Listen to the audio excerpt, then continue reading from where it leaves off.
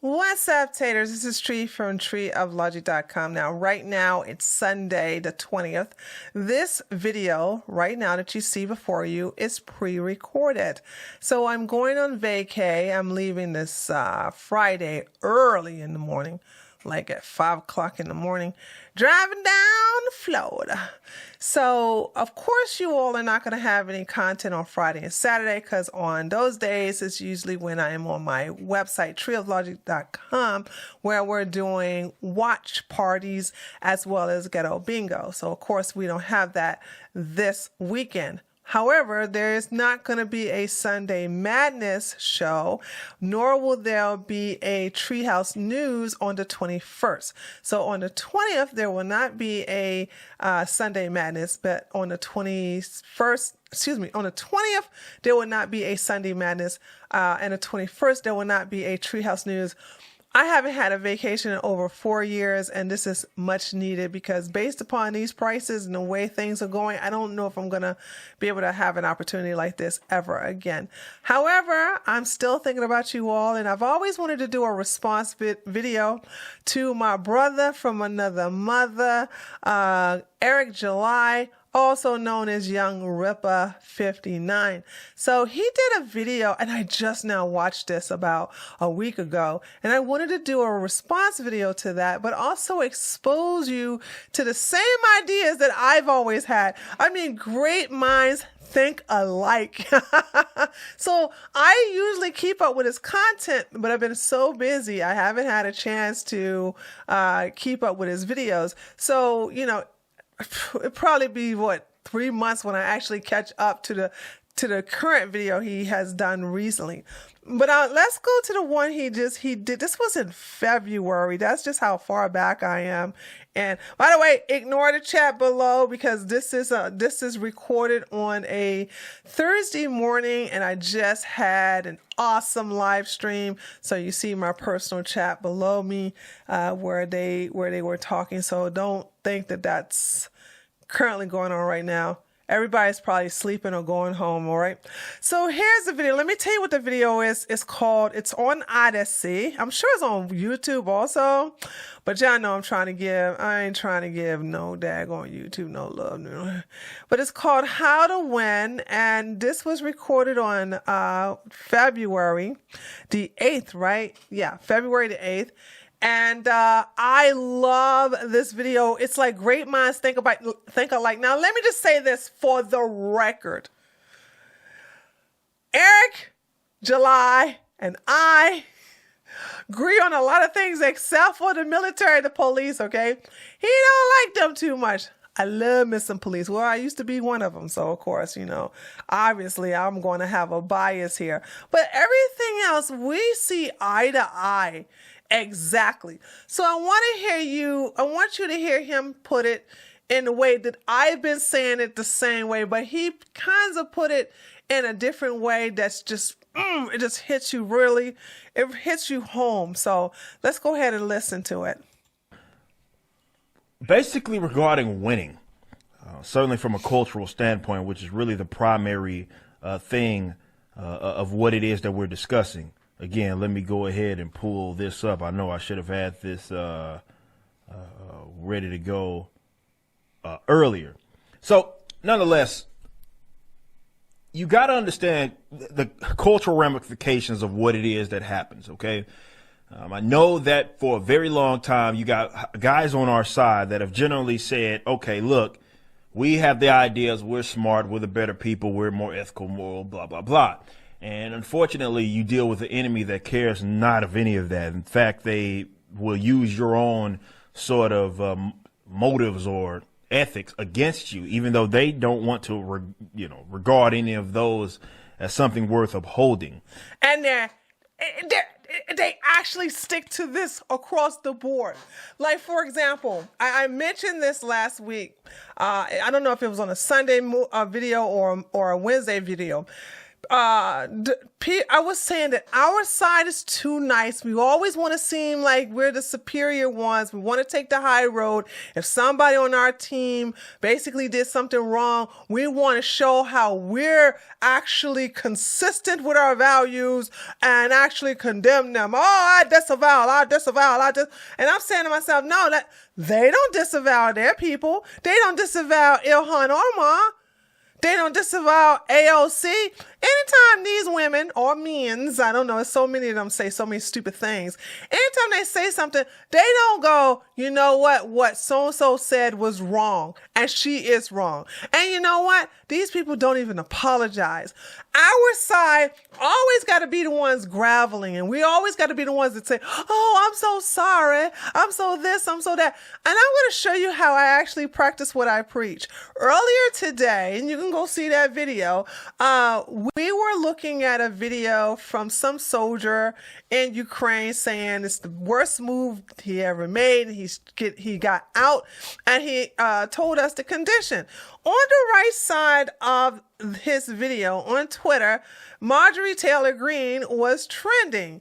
Come to find out, she was trending because she did not stand up. Now, the video was altered, and as of right now, I did not get a chance to actually do a deep dive to see what was the truth. But as of right now, people are hating on her. They got her trending because they said she refused to clap. But when we look at the message at the top, it stated by Newsmax that Marjorie Taylor Greene did in fact clap for President Zelensky, and she gave him a standing ovation. And when I saw that, I was like, oh my God, gave Zelensky a standing ovation. You know, I didn't disavow her. I didn't say, yo, she cut off. What I did was, hey guys, we're going to stay on code. We don't see nothing. I don't see nothing. I don't see nothing. She did what? I didn't. Turn to find out that there's a strong chance, based upon some videos we saw, that she never gave a standing ovation. She didn't even clap. Now, I'm consistent with that because Zelensky, well, he likes Nazis. And I love how he wore his shirt that had the Iron Cross from the actual SS Army, and nobody even batted an eye. These people wear Nazi paraphernalia right in front of your face, and you just got like, well, it's complicated. But see, this is how I'm saying they're not consistent, and they don't care.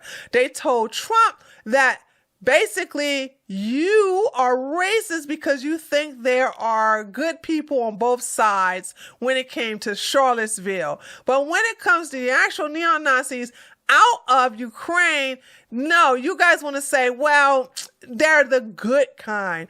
They don't care. It don't matter if you call them out or whatever. They're going to stick to their guns, okay? It's not the fact that they're bad Nazis.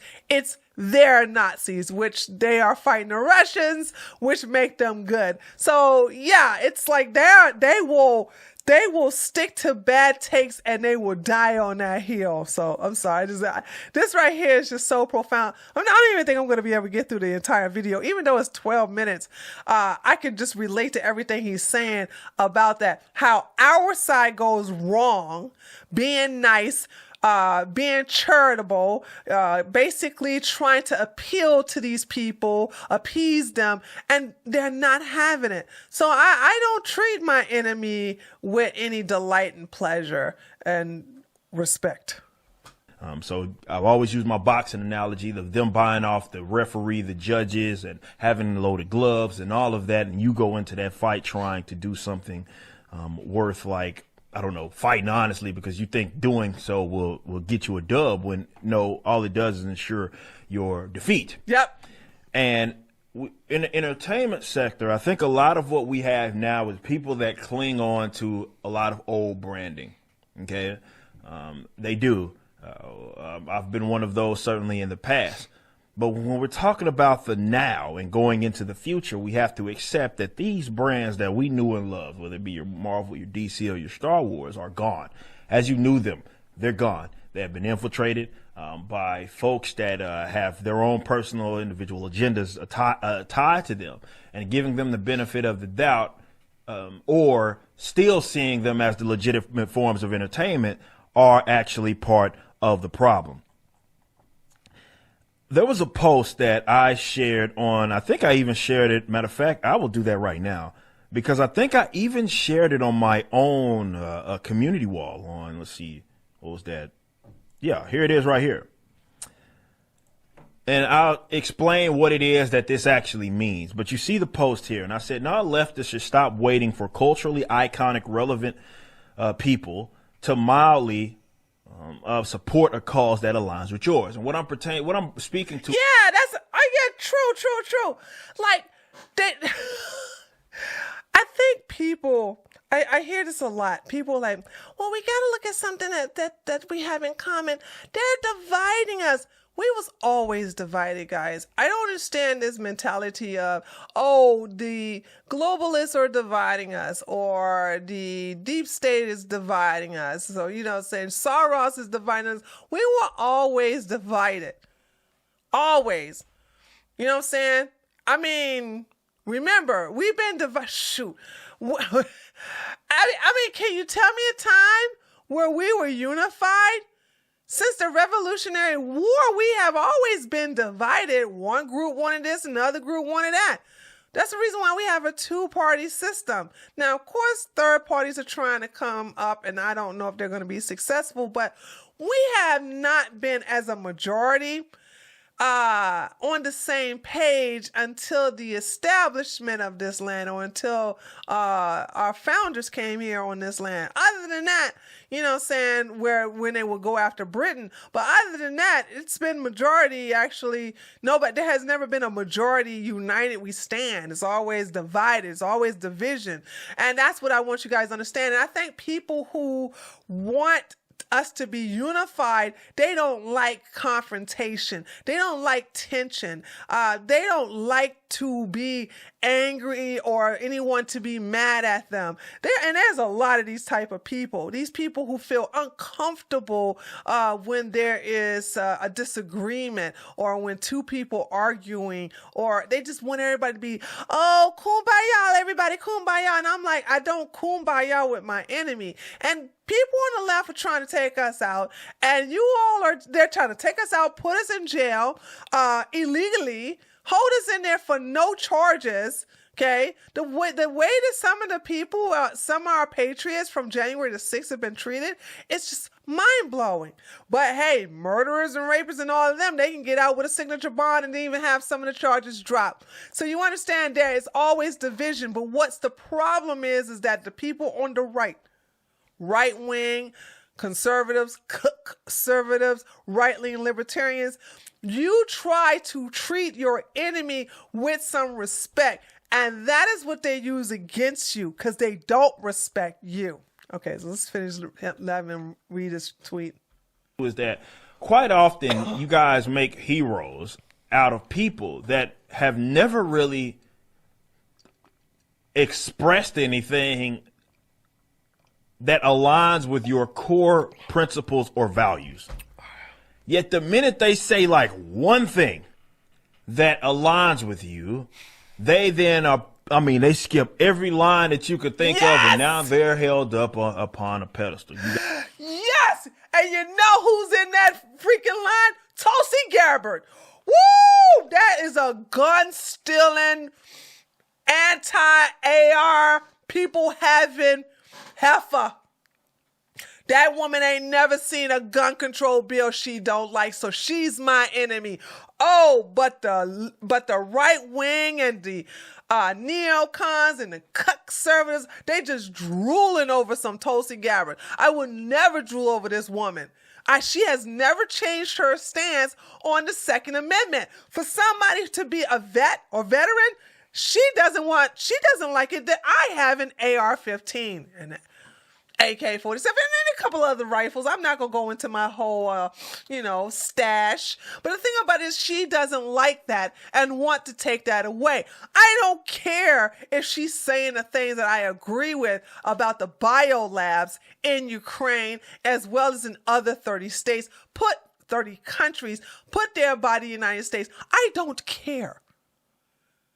I I don't care if she agrees with my stance in reference to Ukraine overstepping that red line with Russia. I don't care.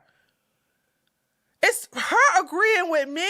It's just like David Duke agreeing with me. I don't have any interest in either one of these people. They're not in my best interest for who I am as a person, a black right-winger when it comes to David Duke, and just a regular old Second Amendment loving right-winger when it comes to Tulsi Gabbard. So you'll never see me sit up here and be on her team and praise her. I will never do a video glorifying her. I don't glorify my enemies. I don't care if they happen to say something I agree with. And this is what I'm talking about. This is, holy smokes, I'm not even going to be able to go through this entire video.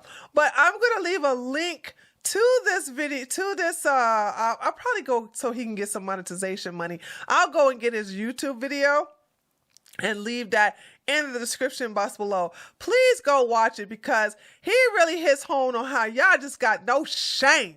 No shame whatsoever. You're just so thirsty for the left to love you and accept you so badly that you would just kowtow, take a knee, get on your belly, and go, yes sir, yes sir, yes sir.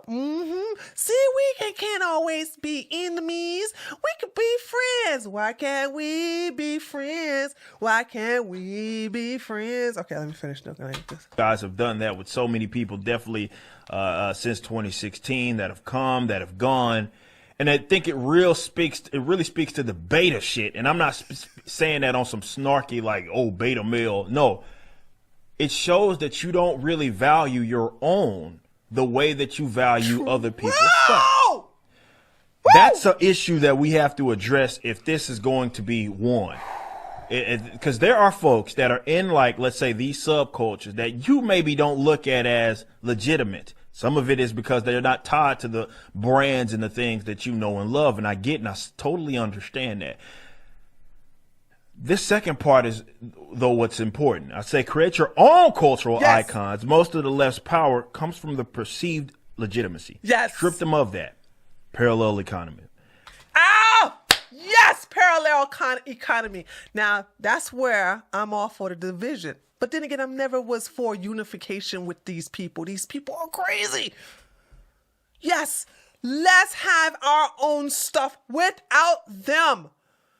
And one of the things, okay, I'm not going to go through his entire video because I could tell this video right here will end up being an hour long. See, one thing I've always said about people on the right is that not all, but many come from the money crowd, not the cool kids crowd. Only a few of us, and I mean a very few of us, and I won't include it, actually was part of the cool kids club. Now, one of the things about being a part of a cool kids club or being part of the cool kids is that you do not associate with people who are beneath you unless there's something in it for you. You do not allow just any old riffraff or anybody from the gutter into your little circle. It's exclusive. And it is your own thing. You do your own dressing. You have your own language. You have your own style, swag. It's a lot of stuff that you do differently than others. Just like he said here, create your own culture icons. But I would have to say, create your own culture. Create your own groups. Create your own thing. What we need to do is those of us on the right and those of us who are right-wingers, those who are conservatives, right-leaning libertarians, we need to value our own stuff. Now, of course, the liberals have us beat when it comes to technology, but now things are changing. Yeah, I don't think we will have a competition against YouTube anytime soon, but who knows? Odyssey, and if Rumble keeps it up and they don't mess up, but I'm just anticipating them doing just that, messing up. I'm just waiting for it. They could possibly have an opportunity. But we waited too late, well, better late than never, to actually get ahead of the game and have our own different thing opposite of liberals. Have a different set of another Twitter. And it doesn't matter if you create Getter, Parler or News Social, conservatives, right-wingers, right-leaning libertarians, and definitely centrists just cannot stop getting on Twitter. And I don't blame them. I still go to Twitter, even though my account is suspended, to get my news. So if you're going to compete with these people, you're going to have to get the same type of business and have the same type of service. But most of all, don't beg them to come join your side of the aisle to legitimize it. That is the problem that we face right now, is that we are begging for the liberals to come and accept us for who we are. We are begging for them to come on here and let's kumbaya together and find something that we can have in common. And it just doesn't work, and it's just stupid. I hate it. I hate it. I really do hate it. I hate it, man. I don't like to beg nobody, and I never have and I never will beg for anybody to accept me for who I am. You either accept me or you don't, but I'm not going to kiss your ass in hopes that you would change your mind and embrace me with open arms. But anyway, like I said, this video has gone long enough. At least it's a video that I can give you guys some content. And but let me know what you think about this in the description box below. I will leave Eric's video. It's really, really good. I'm only in like 4 minutes in, and it's not even scratching the surface. It's a 12-minute video, and so I highly suggest you check it out. So please go check out his video in the description box below. And yeah, tell him I sent you. This is Tree from treeoflogic.com. I'll see you guys this coming Wednesday. So let's see, tomorrow. Let's see, Monday would be the 21st, 22nd, 23rd. I see you on the 23rd of March, okay? Which will be a Wednesday at 8 o'clock p.m. 8 o'clock p.m. Eastern Standard Time, okay? Later, taters.